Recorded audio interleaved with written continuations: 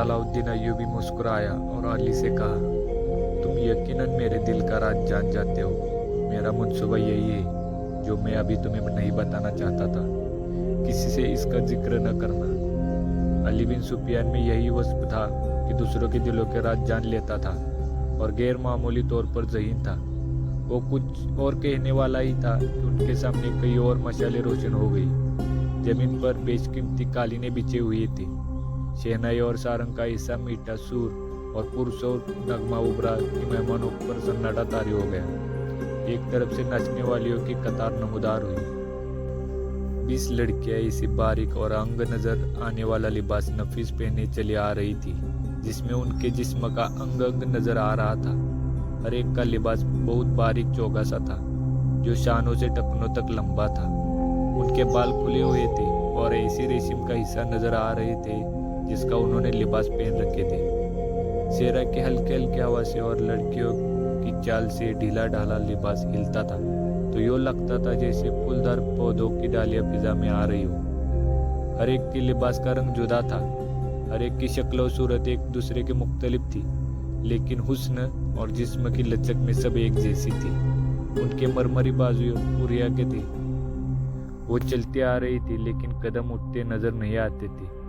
वो हवा की लहरों की मानी नजर आ रही थी। वह नीम दायरे में होकर रुक गई। सलाउद्दीन अय्यूबी की तरफ मुंह करके ताजिम के लिए झुकी। सबके बाल सरक कर शानों पर आ गए। साजिदों ने उन रेशमी बालों और जिस्मों के जादू में तिलिस्म पैदा कर दिया। सियाह फाम देव जैसे हबशी आदमी जिनकी कमर के गिर्द चीती की खाली थी, एक बड़ा सा टोकरा उठाए तेज तेज कदम चलाते नजर आए और टोकरा लड़कियों के नीम दायरे के सामने रख दिया।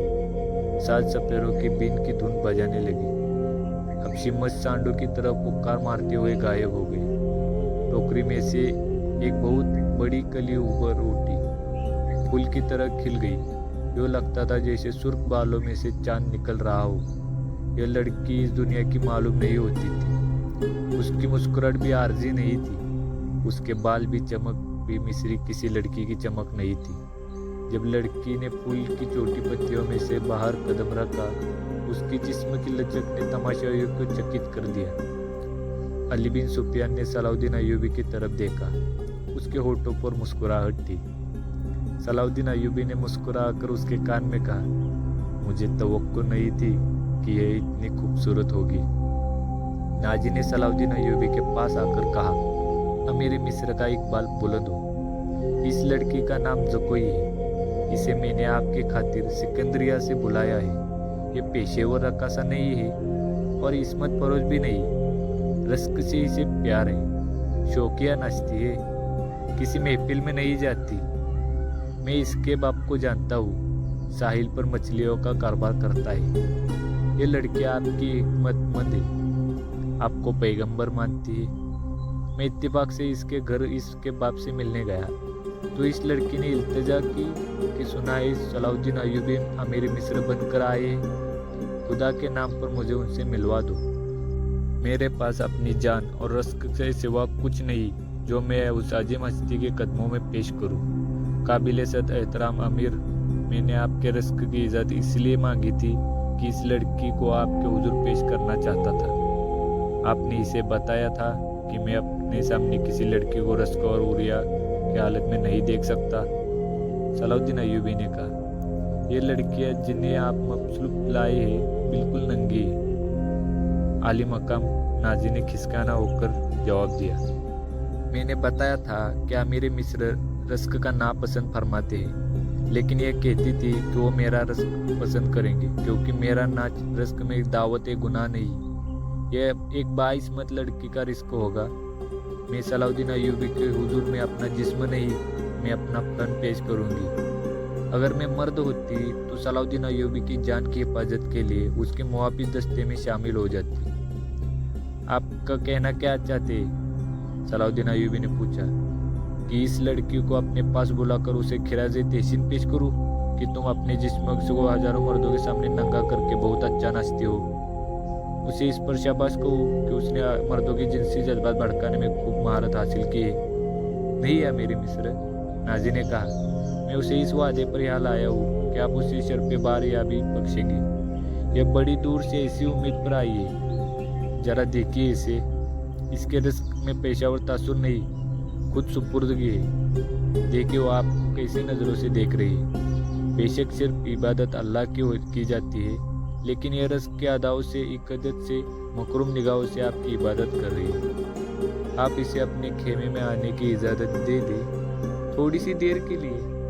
इसे मुस्तकबिल की वो माँ समझे जिसकी कोख से इस्लाम की पासबानी के लिए नया जाबाज जन्म लेगा। ये अपने बच्चों को बड़े फक्र से बताएंगी कि मैंने सलाहुद्दीन अय्यूबी से तन्हाई में बातें करने का शर्फ हासिल किया है। नाजी ने निहायत पुरस्कार अल्फाज और जज्बाती लफ्ज़ व लहजे में सलाहुद्दीन अय्यूबी से मनवा लिया कि यह लड़की जिसे उसने एक बर्दा फरोश से खरीदा था, शरीफ बाप की बदकिस्मत बेटी है। उसने सलाहुद्दीन अय्यूबी से कहलवाया कि अच्छा, उसे मेरे खेमे में भेज देना। जो कोई निहायत आहिस्ता आहिस्ता जिस्मों को बल देती और बार बार सलाहुद्दीन अय्यूबी की तरफ देखकर मुस्कुराती थी। बाकी लड़कियां उसके गिर्द तितलियों की तरह जैसे उड़ रही हो। यह उछल कूद वाला रस्क नहीं था। मशालों की रोशनी में कभी तो यह लगता था जैसे हल्के नीले शफक पानी में जल परियां तैर रही हो। चांदनी का एक अपना तस्वीर था। सलाहुद्दीन अय्यूबी के मुतालिक कोई नहीं बता सकता था कि वो गुमसुम बेटा क्या सोच रहा था। नाजी के सिपाहियों शराब पीकर हंगामा बर्पा कर रहे थे, वो भी जैसे मर गए थे। जमीन और आसमान पर वजह तारी था। नाजी अपनी कामयाबी पर बेहद मसरूर था और रात गुजरती जा रही थी। निस्फ शब के बाद सलाहुद्दीन अय्यूबी उस खुशनुमाज खेमे में दाखिल हुआ जो नाजी ने उसके लिए नस्ब करा दिया था। अंदर उसने कालीन बिछा दिया था। पलंग पर चीते की खाल के मानिंद पलंग पोश था। फानुस जो रखवाया था उसकी हल्की नीली रोशनी सेहरा के शपक चांदनी की मानिंद थी और अंदर की फिजा इतर बेज थी। खेमे के अंदर रेशमी पर्दे थे। नाजी सलाहुद्दीन अय्यूबी के साथ खेमे में गया और पूछा, उसे जरा सी देर के लिए भेज दूं? मैं वादा खिलाफी से बहुत डरता हूँ। भेज दो, सलाहुद्दीन अय्यूबी ने कहा और नाजी हिरन की तरह चौकड़ियाँ भरता खेमे से निकल गया। थोड़े ही वक्त में हल्ला हो गया कि सलाहुद्दीन अय्यूबी के मुहाफिज ने एक रक्कासा को उसके खेमे की तरफ आते देखा। खेमे के हर तरफ मशाले रोशन थी। रोशनी का ये इंतजाम अली बिन सुफियान ने कराया था ताकि रात के वक्त मुहाफिज गिरद व पेश को अच्छी तरह देख सके। रक्कासा करीब आई तो उन्होंने उसे पहचान लिया। उन्होंने उसे रस्क में देखा था। वह वही लड़की थी जो टोकरी से निकली थी। वो जो कोई थी, वो रस्क के लिबास में थी। ये लिबास तो बाकियत था, इसमें वो भी नंगापन था। मुहाफिज के कमांडर ने उसे रोक लिया। जो कोई ने उसे बताया कि उसे आमिर मिस्र सलाहुद्दीन अय्यूबी ने बुलाया है। कमांडर ने उसे बताया कि यह उन आमिरों में से नहीं जो तुम जैसी लड़कियों के साथ रात गुजारते हैं। आप उनसे पूछ ले। जो कोई ने कहा, मैं बिन बुलाए आने की हिम्मत नहीं कर सकती। उनका बुलावा तुम्हें किस तरह मिला था? कमांडर ने पूछा। सालार नाजी ने कहा है कि तुम्हें आमिर मिस्र बुलाते हैं। जो कोई ने कहा, आप कहते तो मैं वापस चली जाती हूँ। आमिर ने जवाब तलब किया, तो खुद भुगत लेना। कमांडर तस्लीम नहीं कर सकता था कि सलाहुद्दीन अय्यूबी ने अपनी ख्वाबगाह में एक नाचने वाली को बुलाया है। वो सलाहुद्दीन अय्यूबी के किरदार से वाकिफ था।